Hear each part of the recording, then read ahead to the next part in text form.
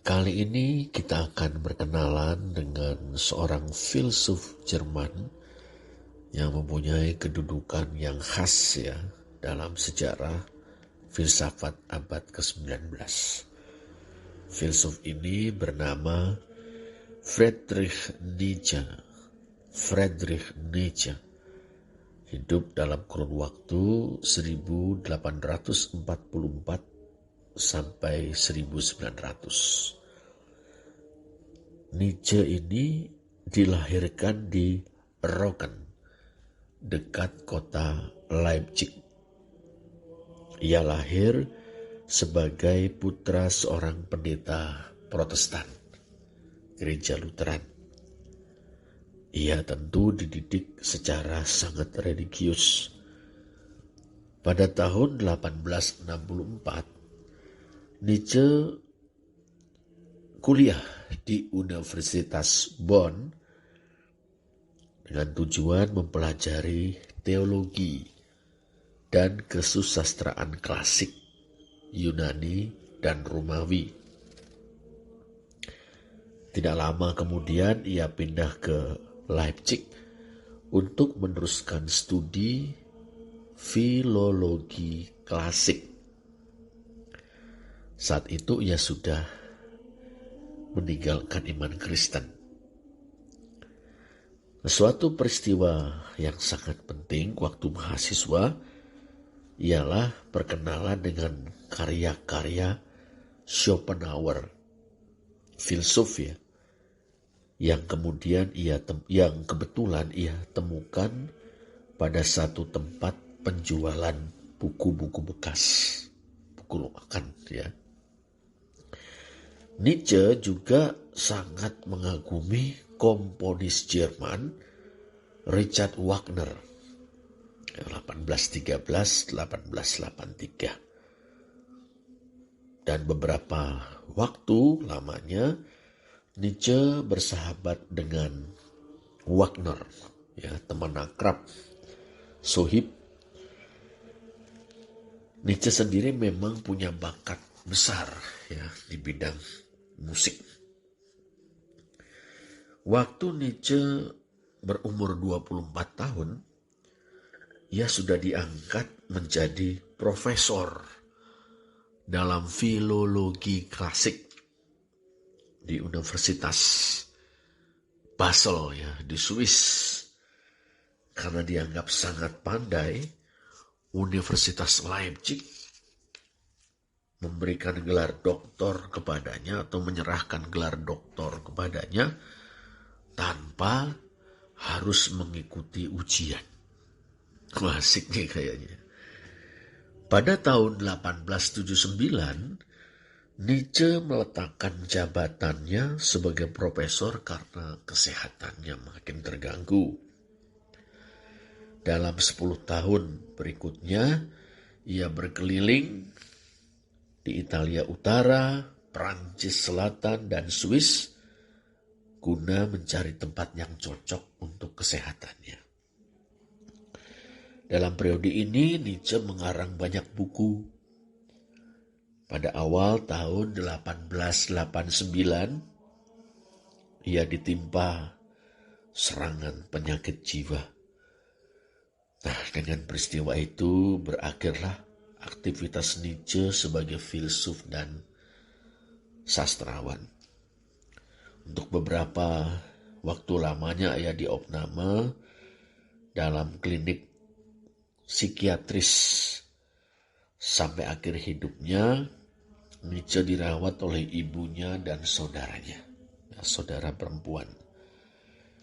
Justru pada tahun-tahun itu Nietzsche mulai diakui sebagai filsuf dan sastrawan besar, filsuf dan sastrawan Jerman. Tapi ia sendiri sudah tidak mampu untuk menyadari kemasyhurannya. Sedih ya. Nah, Nietzsche ini tidak pernah menguraikan filsafatnya secara sistematis. Satu-satunya karya yang ia rencanakan untuk membentangkan filsafatnya secara sistematis tidak pernah. diselesaikan. Nah, menurut rencana Nietzsche sendiri, karya itu akan terdiri dari 4 jilid dan berjudul Die Wille zur Macht, eine Umwertung aller Werte. Wah, ini bahasa Jerman ya. Die Wille zur Macht, eine Umwertung aller Werte. Kehendak untuk berkuasa. Sebuah evaluasi atas semua nilai. Ya. Die Wille zur Macht, ini istilah yang menarik sekali ya. The will to power, kehendak untuk berkuasa. Tetapi yang ditemukan sesudah Nietzsche meninggal hanyalah catatan-catatan yang sulit disusun untuk menjadi sebuah uraian sistematis. Di antara banyak buku yang dikarang Nietzsche, ada yang berbentuk puisi dan ada yang terdiri dari banyak teks pendek berupa pepatah atau peribahasa. Nah, kita coba melihat pemikiran Nietzsche menurut 3 periode yang biasa diusulkan oleh para sejarawan filsafat. Periode pertama ini, Nietzsche memeluk suatu pandangan dunia yang pesimistis. Ini pengaruh Schopenhauer dan Richard Wagner sangat besar. Ia berpendirian bahwa hanya kesenian, wabil khusus musik, dapat memberikan arti kepada hidup manusia.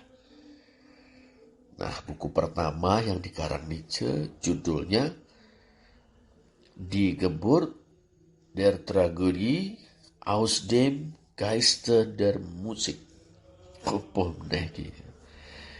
Die Geburt der Tragödie aus dem Geiste der Musik. 1872 terbitnya. Ini lahirnya tragedi dari musik. Wah, ini ya. Die Geburt der Tragödie aus dem Geiste der Musik. Di buku ini, Nietzsche mengemukakan suatu teori tentang asal-usul sandiwara tragedi Yunani. Ia memperlihatkan bahwa opera-opera Richard Wagner memiliki arti yang sama untuk masyarakat Jerman seperti dulu tragedi bagi masyarakat Yunani. Yang menjadi terkenal ialah pembedaan yang dibuat Nietzsche dalam buku tersebut tentang 2 tendensi atau kecenderungan dalam kebudayaan Yunani. Apa itu ya? Nah, yang satu diantaranya atau yang satu disebut tendensi Apollinian.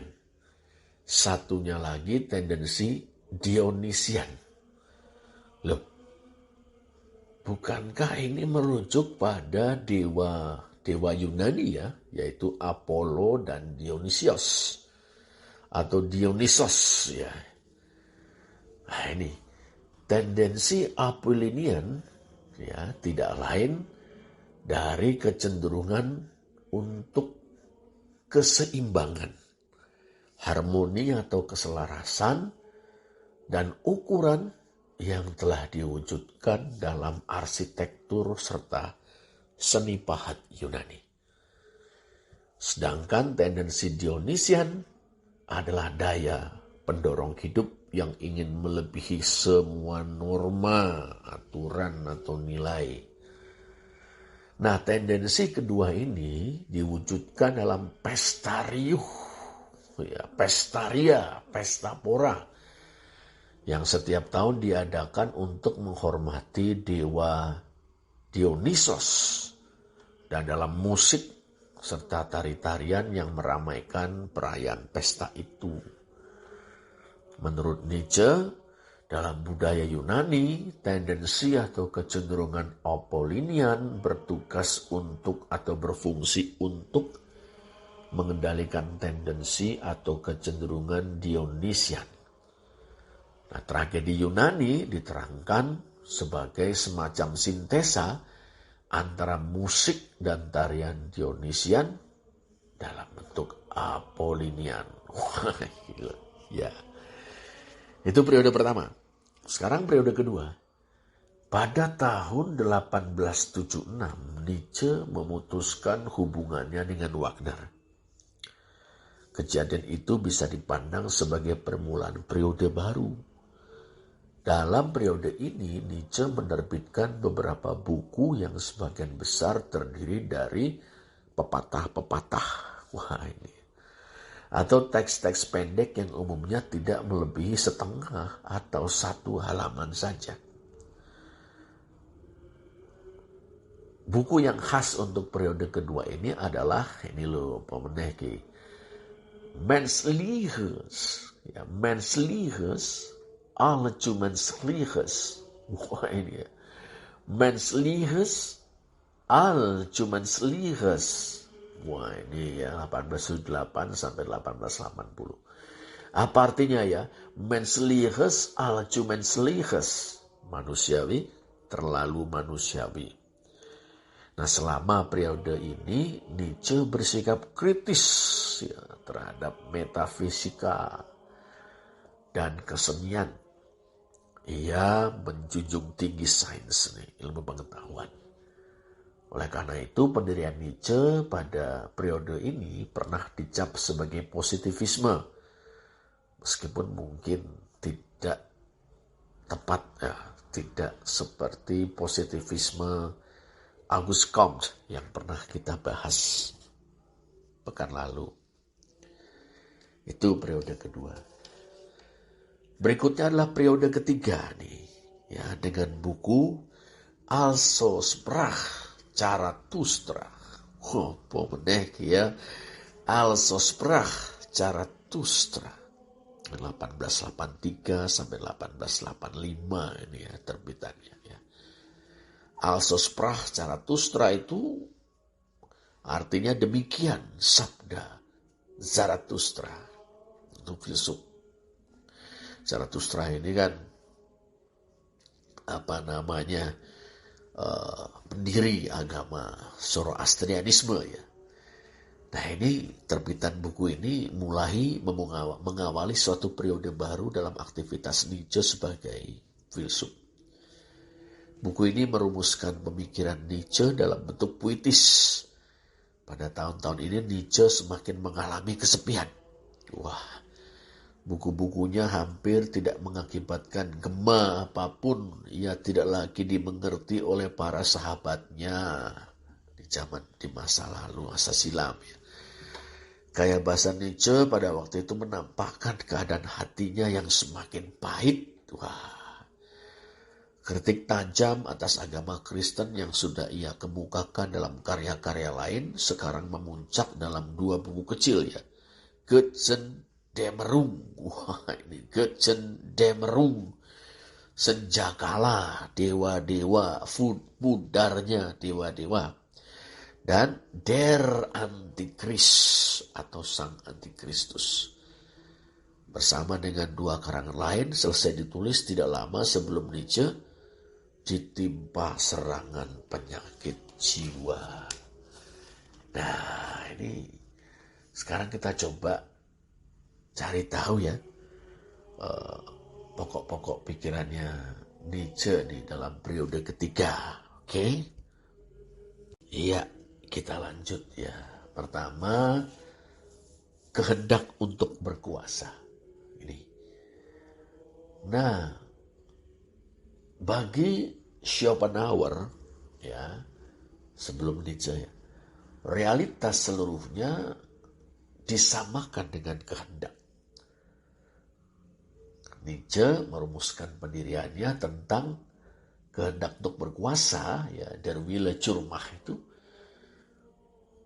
tentu juga karena pengaruh Schopenhauer, meski juga ada sumber lain. Misalnya semangat berlomba, bersaing, berkompetisi yang ia temukan dalam budaya Yunani.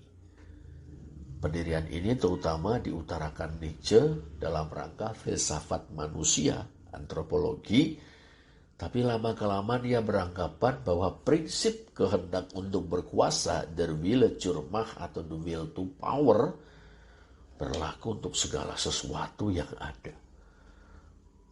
Tetapi di sini memang gak boleh dilupakan bahwa Nietzsche sendiri mengemukakan prinsip ini sebagai hipotesis. Ya. Nah, orang yang mengatakan bahwa Nietzsche dengan pendapat ini mendukung fasisme yang beberapa tahun kemudian akan muncul di kalangan politik Jerman, ya kemungkinan tidak mengerti maksud Nietzsche. Nah, menurut pendapat Nietzsche, dalam tingkah laku manusia, bahkan juga dalam semua kejadian di alam semesta, satu-satunya faktor yang menentukan ialah daya pendorong hidup atau hawa nafsu. Daya di sini tidak boleh dimengerti dalam arti monistik, ya, tapi harus dimengerti dalam arti pluralistik. Ya. Tidak ada, ya bukannya satu, tapi ada banyak daya pendorong hidup.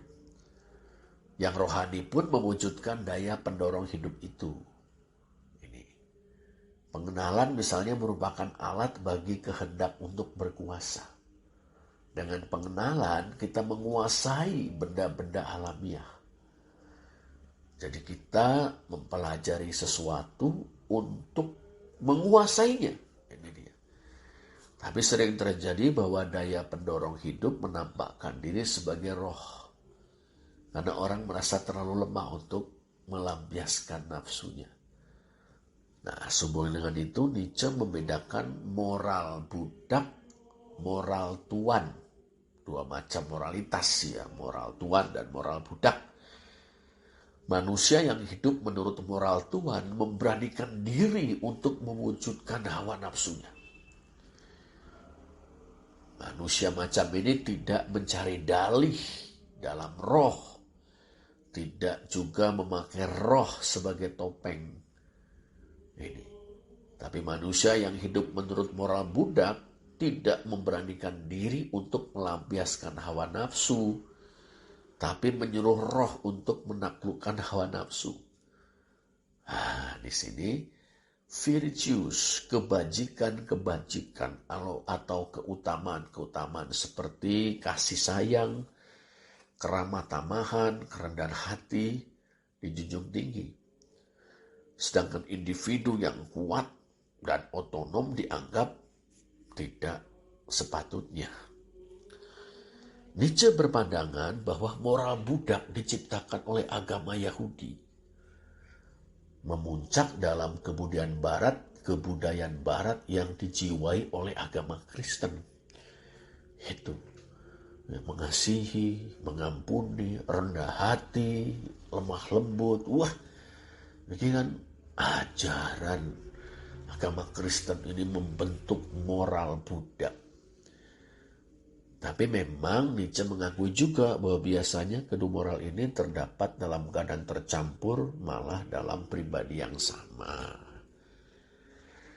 Itu tadi ajaran dia tentang kehendak untuk berkuasa. Yang kedua adalah Übermensch. Wah, ini bacanya ruwet ya. Übermensch. Ya. Apa itu? Nah, salah satu pokok ajaran Nietzsche yang terkenal adalah ajarannya tentang der Übermensch atau manusia atas, adi manusia, manusia super, Übermensch. Dalam bahasa Inggris biasanya diterjemahkan, dikatakan Superman, tapi menurut Walter Kaufmann, ya filsuf Walter Kaufmann, sebaiknya diterjemahkan Overman. Ini apa maksudnya ya? Yang namanya Übermensch atau manusia atas atau adi manusia ini. Nah ini. Nah, memang mungkin tidak bisa kita harapkan ya suatu uraian yang jelas dari Nietzsche sendiri ya, karena dengan bahas manusia atas, Nietzsche berbicara tentang manusia yang akan datang. Nah, hampir selalu dalam karya-karya Nietzsche, kata manusia atas atau Übermensch dipakai dalam bentuk tunggal. Hanya satu kali saja dipakai dalam bentuk jamaknya, Übermenschen. Pada umumnya bisa dikatakan Nietzsche memaparkan pendapatnya tentang manusia atas dalam konteks ateismenya. Manusia atas adalah manusia yang mengetahui bahwa Allah sudah mati, bahwa tidak ada sesuatu pun yang melebihi atau menguasai dunia ini. Manusia atas, adi manusia atau Übermensch, mengakui dunia ini 100%. Menerima secara konsekuen bahwa ia sendiri merupakan kehendak untuk berkuasa atau der Wille zur Macht. Adi manusia adalah tujuan, kata Nietzsche. Dan manusia hanya merupakan jembatan ke arah tujuan itu. Satu kali Nietzsche berkata bahwa adi manusia atau manusia atas adalah Kaisar Romawi yang mempunyai jiwa Kristus. Ini maksudnya ya. Tempat lain ia mengemukakan bahwa dalam manusia atas atau adi manusia akan digabungkan Goethe, itu seorang sastrawan Jerman, dan Napoleon, ya, pemimpin politik dan militer Prancis, menjadi satu pribadi. Wah, ini Übermensch. Yang ketiga adalah kembalinya segala sesuatu. Ini doktrin yang sangat menarik.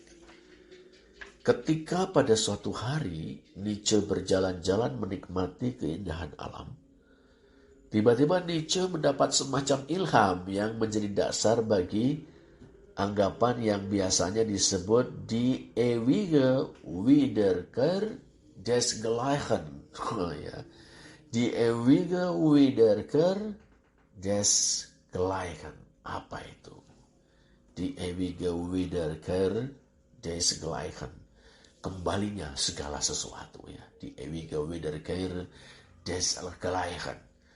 Bila bumi kita nanti dihancurkan, dari materi yang tinggal akan berkembang lagi suatu bumi baru yang persis sama dengan bumi sekarang. Nah, ini. Semua peristiwa yang pernah berlangsung akan terjadi lagi dengan cara yang persis sama. Nah, proses itu akan diulangi, berulang dengan tiada henti, meskipun dalam jangka waktu yang panjang sekali. Dipandang dalam rangka secara filsafat, anggapan ini sebetulnya bukan sesuatu yang baru. Dalam filsafat Yunani, pendirian ini diterima umum dan Nietzsche sebagai ahli kebudayaan klasik pasti sangat dipengaruhi oleh pandangan Yunani itu. Tapi Nietzsche berusaha membuktikan bahwa teori tentang kembalinya segala sesuatu merupakan hipotesis yang paling ilmiah sifatnya. Antara lain, ia mengetengahkan bahwa asas kekekalan energi, ya, mengandaikan teori ini. Anggapan tentang kembalinya segala sesuatu menghidangkan peluang juga untuk mengakui sifat duniawi. Dunia dengan cara yang paling tuntas atau radikal. Nah, jika segala sesuatu senantiasa kembali, tidak perlu lagi menerima keberadaan Allah pencipta atau prinsip transenden apapun untuk mengartikan dunia. Itu dia. Yang keempat atau terakhir adalah kritik atas atau terhadap agama Kristen. Nah, Nietzsche termasuk filsuf ateis yang paling ekstrim di zaman modern. Seperti halnya dengan pemikiran Nietzsche lainnya, pikiran atau pemikiran tentang Allah dan agama juga tidak disusun sistematis. Kritiknya atas agama Kristen dikemukakan tersebar dalam berbagai buku, tapi kita bisa menyaksikan kritik ini makin meruncing hingga akhirnya mencapai puncaknya dalam buku Der Antichrist, ya, atau Antikristus, yang sudah selesai ditulis tahun 1888 tapi baru terbit tahun 1895. Bagi Nietzsche, peristiwa yang paling menonjol dalam masyarakat barat pada zaman modern adalah bahwa God is dead, Allah sudah mati. Atau God has died, ya, Allah sudah mati. God is dead, God has died. Dengan semboyan ini dimaksudkan bahwa kepercayaan Kristen akan Allah di Eropa Barat pada waktu itu sudah layu dan hampir tidak punya peranan yang real lagi. Nietzsche sendiri seakan-akan menjadi nabi yang memproklamirkan sebuah zaman baru, sebuah zaman yang secara konsekuen ateistik. Dengan tajam ia menyerang agama Kristen karena kepercayaan Kristen akan Allah menampakkan kelemahan, kekejutan dan penolakan untuk mengiyakan kehidupan duniawi. Agama Kristen membuat manusia menjadi lemah, takluk, mudah tunduk, rendah hati, bersikap nerimo, dan sebagainya. Agama ini mengakibatkan manusia bergumul dengan hati nuraninya dan merintangi manusia untuk memperkembangkan hidupnya secara bebas. Di kalangan agama Kristen, individu-individu besar tidak bisa bertumbuh. Atau kalau ada yang sungguh-sungguh besar tidak boleh tidak, mereka harus dihancurkan. Wah, itu nih. Nah, jika Allah sudah mati, jika Allah Kristen dengan segala perintah dan larangannya sudah bukan merupakan rintangan lagi, itu berarti dunia sudah terbuka untuk kebebasan dan kreativitas manusia. Mata manusia tidak lagi diarahkan kepada suatu dunia di belakang atau di atas dunia di mana ia hidup sekarang ini. Nietzsche mengakui bahwa pada kenyataannya moral di Eropa sebagian besar masih bersandar pada nilai-nilai Kristen. Tapi tidak dapat dihindarkan, menurut Nietzsche nilai-nilai itu akan lenyap. Dengan sendirinya hal itu berarti bahwa manusia modern terancam oleh nihilisme. Maka dari itu, manusia sendiri harus mengatasi bahaya itu dengan menciptakan nilai-nilai baru, dengan mengevaluasi secara menyeluruh semua nilai. Nah, ini dia. Nah, inilah cerita kita tentang Nietzsche. Nah, teman-teman coba pikirkan dan coba jawab pertanyaan ini. Yang pertama,